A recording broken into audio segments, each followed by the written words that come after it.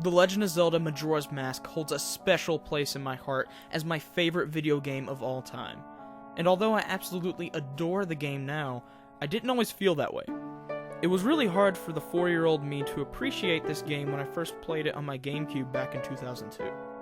But now, everything about this game just screams perfection to me. Why is this? Well, it ultimately boils down to the atmosphere. Majora's Mask is a game about fear, uncertainty, and grief, and the game's OST represents this perfectly. Let me explain with a quick history lesson. For those of you who don't know, each section of Termina is a representation of the Kubler-Ross model, otherwise known as the 5 stages of grief.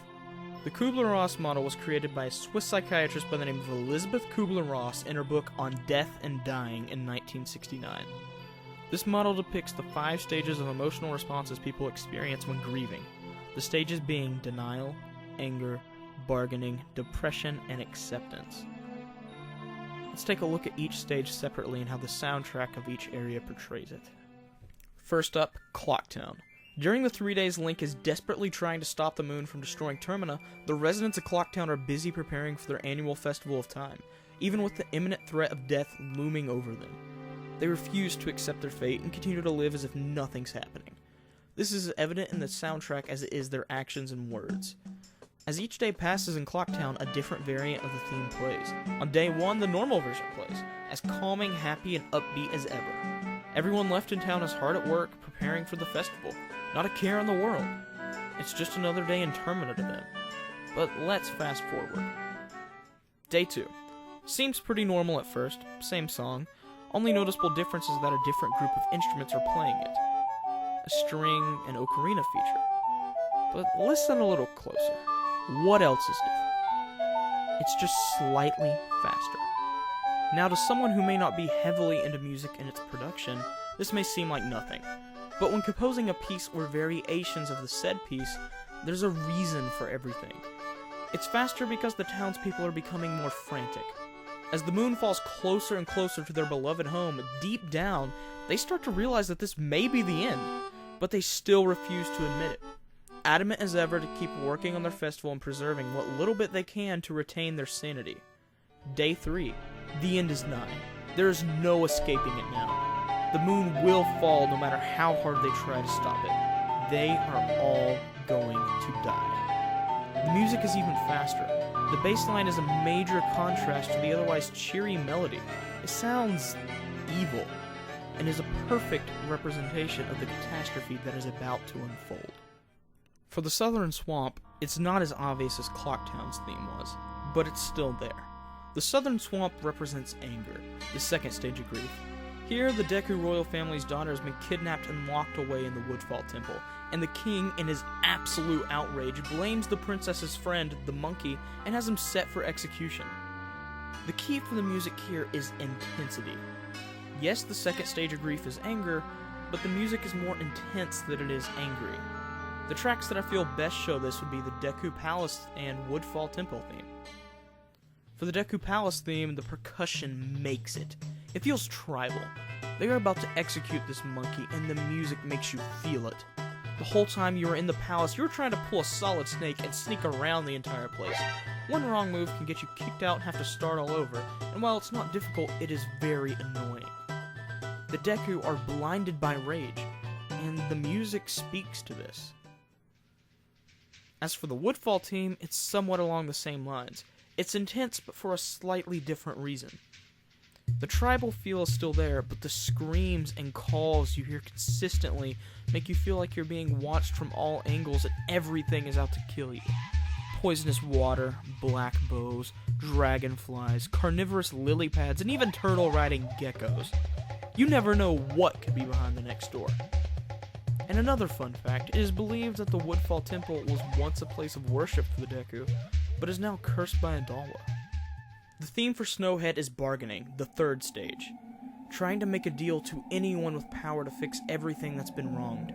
In this case, it's the restless spirit of the great Goron warrior Darmani, who died trying to reach the Snowhead Temple. In his own words, I beg you, bring me back to life with your magic.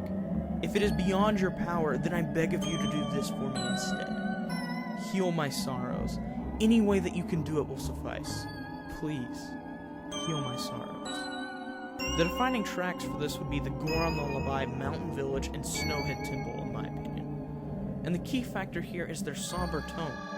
Everything feels gray, just like the snowy landscape that has plagued the mountain. The Goron Lullaby is sad, yet somewhat hopeful at the same time. Like a mother singing to her child that everything is going to be okay. As for the village and temple theme, it feels cold and airy. It represents a certain type of emptiness. Not depression, but almost a feeling of nothing, as Darmani realized his bargains would never be answered. Great Bay is the embodiment of the fourth stage, depression. Here we find the Zora guitarist Mikau, who dies right in front of us from injuries sustained while trying to retrieve Lulu's eggs. Having her eggs stolen from her, Lulu is devastated. She is riddled with such an intense depression that she can no longer even speak. The two tracks that stick out the most for me would be the Pirate's Fortress and the Great Bay Temple theme. The Fortress is kind of odd.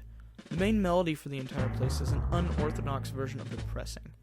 It almost gives me a feeling of a really dark version of Taps, or another melody along those lines. It makes you feel incredibly sad, but you can't really cry. It's like going to the funeral for someone you didn't know personally, but you feel heartbroken for all your friends in the room. It's incredibly melancholy for the home of ruthless pirates.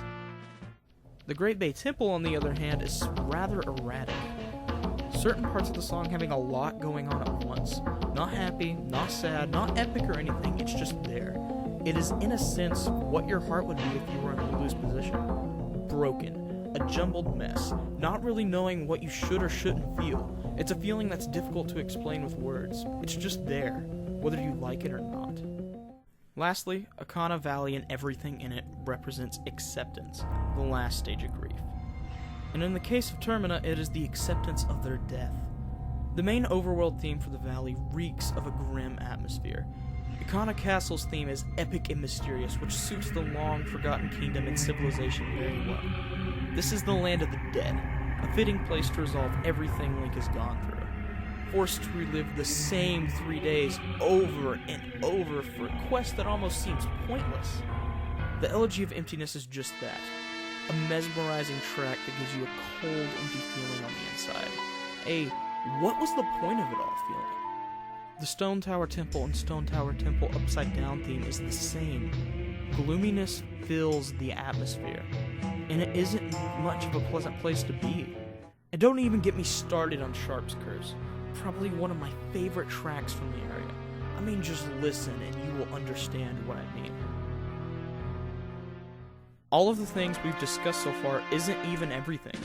Those are just the obvious ones that coincide with the stages of grief.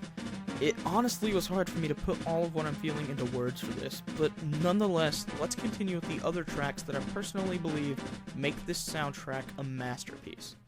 The Song of Healing is by far the best track in the game for me. Everything it stands for is just beautiful.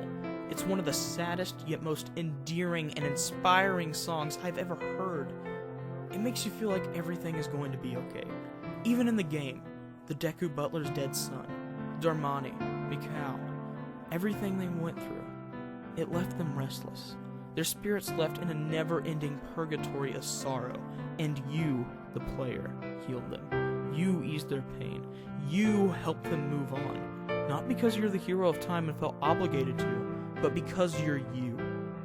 Originally, this quest was nothing more than a search for an old friend.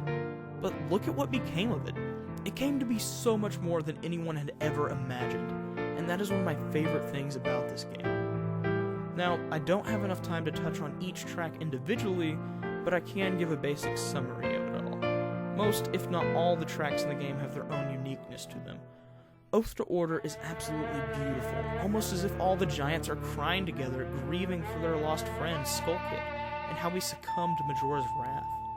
Camaro's dance, Keaton's quiz, the mayor's meeting, Majora's boss music, even the inverted Song of Time and Song of Double Time lend themselves to the atmosphere perfectly. In conclusion, every track in the game serves a purpose, and is executed near flawlessly. The pacing of the darkness in this game is never let up. It's always just right, just enough to keep you going. and it creates a whole new experience that few games have been able to replicate, although I will give credit where credit is due to those games in time. Words can't describe my feelings for this game, and part of me honestly feels like I haven't done it proper justice, but this will have to do. I care so much for the characters in this game. They feel alive, and the fact that the majority of the assets are all from Ocarina of Time is even more impressive. How many of the standard townsfolk did you truly care about in Ocarina of Time? For me, none really. Perhaps a few here or there, but we didn't even know their names for the most part. In Majora's Mask, it's the complete opposite, and it really makes you think, whether it's about philosophy, IRL, or just simply how to properly pace a game's story and lore. It's an experience you won't soon regret.